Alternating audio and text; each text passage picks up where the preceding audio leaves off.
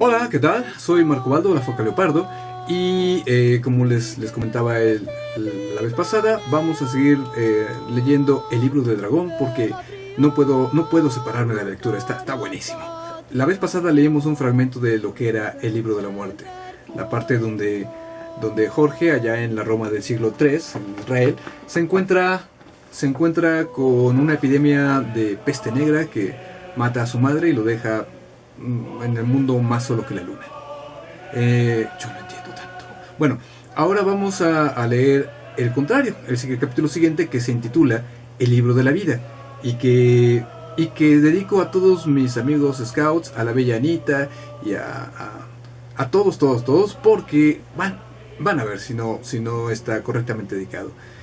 Antes, una aclaración. Para que nos ubiquemos en este capítulo, Jorge acaba de ser rescatado por su antiguo preceptor Manius, que es general del ejército romano, y pues lo ha reclutado en el ejército romano, que era antes una de las formas de hacer historia en esta vida, ¿no? Y ahora sí, el texto dice así. Por supuesto que antes de entrenarnos para combatir en forma, los recién enrolados, éramos unos 200 reclutas, todos más o menos de mi edad, entre los 13 y los 16 años, cursamos el entrenamiento regular de cualquier legionario romano. Durante lo que quedaba del invierno, Manius nos enseñó a movernos marcando el paso. Para la primavera, cuando ya éramos capaces de marchar en columna o en línea sin descomponernos demasiado, el prefectus empezó a presionarnos, haciéndonos caminar cada vez más rápido y más lejos, hasta que, en el inicio de la primavera, logramos recorrer el borde completo del lago Asfaltites, que hoy es llamado Mar Muerto, en 4 jornadas de caminata demoledora. Hicimos un vivac, es decir, acampamos sin tiendas, muy cerca de nuestra estación. Estábamos orgullosos de nosotros mismos y de nuestra hazaña, que nos parecía propia de los dioses y no de simples mortales. El prefectus, o sea el jefe, nos dejó celebrar. Incluso fingió no ver que Héctor, un muchacho griego de grandes músculos, había conseguido un pellejo de vino, Dios sabe dónde. Pero al otro día, un poco antes de que despuntara el sol, Manius sonó el cuerno que usaba para ponernos en pie, y en la semiluz del alba, Porcius el viejo, subalterno de Manius, nos hizo marchar hasta la estación, donde nos esperaba una larga fila de bultos, los premios por nuestro desempeño, que nos tocaron a uno por persona. Mi bulto, por ejemplo, contenía 4 metros de cuerda, una vieja armadura segmentada, una espada de madera, 2 lanzas sin punta, 2 cacerolas, un manojo de ramas, una pala oxidada, un pellejo de agua de 6 litros y 20 libras de carne seca. El regalo nos hacía cierta gracia, pues había en él cosas que no eran más que basura, y nos preguntábamos para qué nos serviría, hasta que Porcius nos ordenó que vistiéramos la armadura, ciñéramos las espadas y nos acomodáramos los atados en la espalda. Obedecimos demasiado a la ligera. Algunos ni siquiera se ajustaron las correas de la armadura o incluso dejaron un solo extremo de la cuerda de su equipaje para cargarla como un morral, cruzándola por el hombro como una mochila de pastor. Cada uno de los que hicieron su equipaje con descuido tuvo tiempo de lamentarlo profundamente porque de inmediato, bajo las órdenes del decurión y con el incentivo de su látigo, levantamos aquellos lastres, que junto con las armaduras casi igualaban a nuestro propio peso, y emprendimos de nuevo el camino por la orilla del Asfaltites, del Mar Muerto. En las primeras horas de marcha forzada, los que no habían ajustado bien las correas de su armadura fueron desollados y despellejados por los bordes cortantes del metal. Los que no habían previsto una manera cómoda de llevar la mochila perdieron un buen pedazo de carne en la región del hombro. Otros extraviaron parte del equipo o lo echaron a perder. Los más estúpidos tiraron su provisión de agua en los primeros metros para aligerar su carga, y todos, al menos una vez, recibimos un ardoroso latigazo en la espalda cuando el cansancio nos hacía aminorar la marcha. Más de la mitad de los que habían salido no regresó de nuevo a la estación, y de los que logramos terminar la marcha, muchos demoraron 5 o 6 días para lograrlo. Incluso se dice que 1 o 2 de los novicios que habían desperdiciado su ración de líquidos habían muerto de sed en el camino, sin recibir ayuda de los oficiales. Yo lo creo, pues ni el carácter de Porcius ni el de Manius se prestaba para tolerar, y menos todavía para solapar esa clase de actitudes.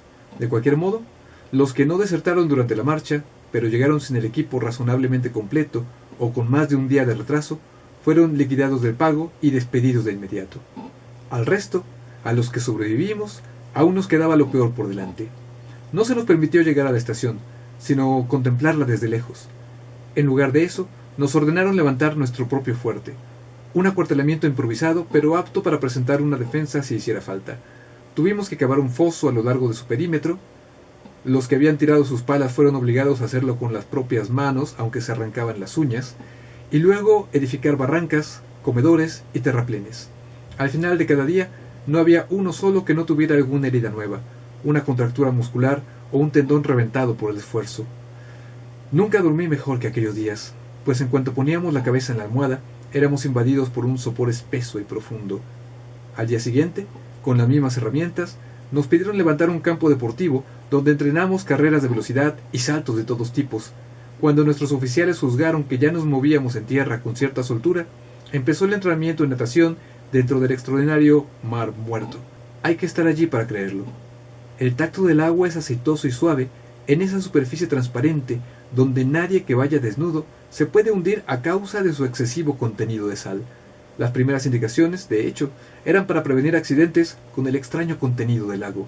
Se nos prohibió sumergir la cabeza, abrir los ojos dentro del agua, salpicar a los compañeros y, bajo pena de azotes, beber de sus aguas.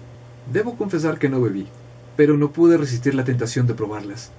Tienen un sabor amargo, parecido al del salitre, y al secarse, dejan sobre la piel una capa blanca, más salada que el propio sudor.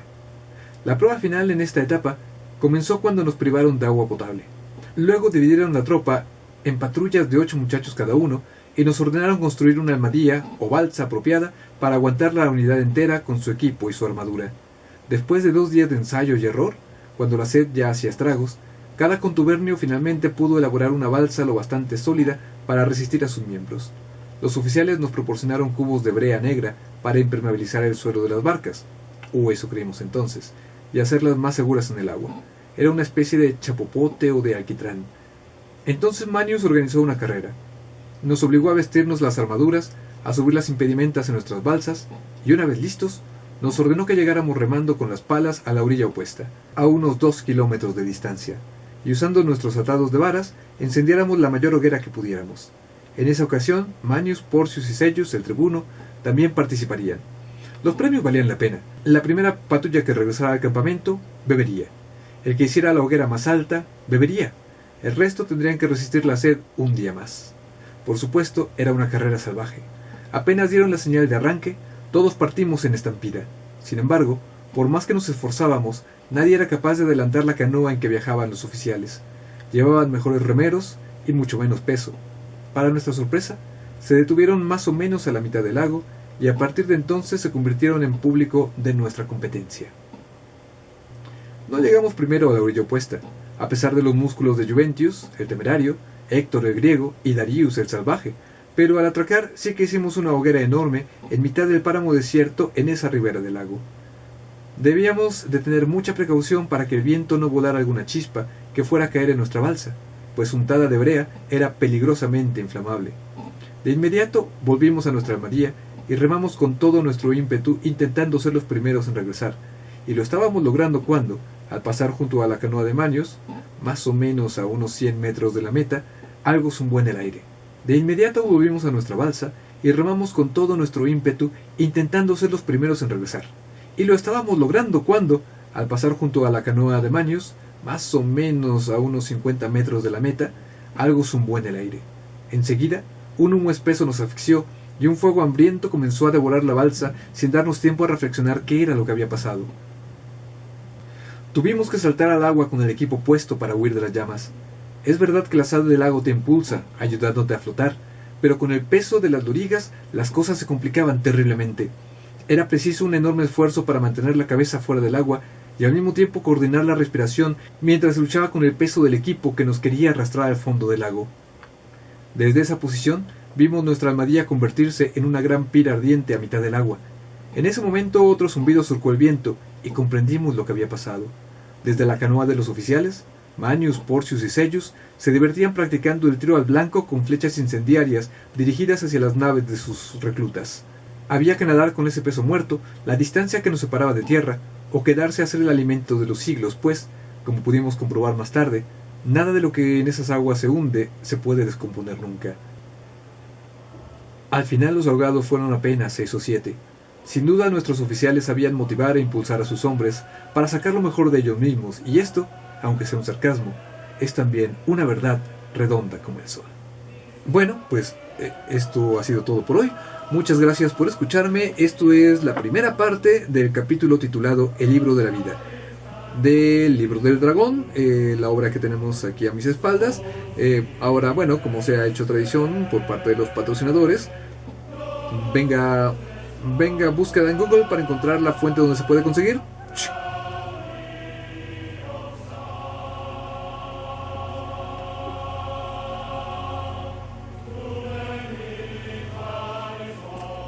Perdón.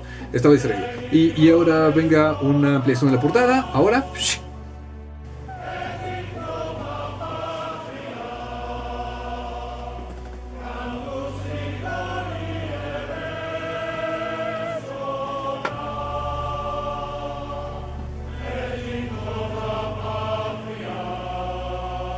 Otra vez. Perdón. Es que me picaba la nariz. Y bueno, eso es todo. Que pasen una estupenda velada y recomiéndenme, pónganle like en YouTube, déjenme los comentarios. Déjenme los comentarios y bueno, aquí estoy para servirles. Hasta la próxima. Hasta luego. Bye. Chao.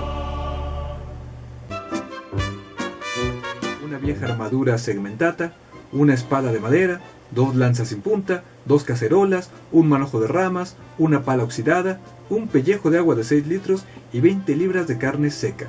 ¡Lotería! ¡Qué tonto! No, perdón por eso, vuelvo otra vez. El tacto del agua es aceitoso y suave en esa superficie transparente donde nadie que vaya desnudo se puede hundir a causa de su excesivo contenido de sal. ¿Dije a casa o dije a causa? Toma 4. Donde nadie que vaya desnudo se puede hundir a casa de su... No, a casa, no. Ay, hoy estoy que no doy una. Vengo hecho un asco. Corte. Bueno, pues muchas gracias por escucharme. Y bueno, este fue el primer capítulo del... No. Corte. ¿Cómo me puedo equivocar en los comentarios?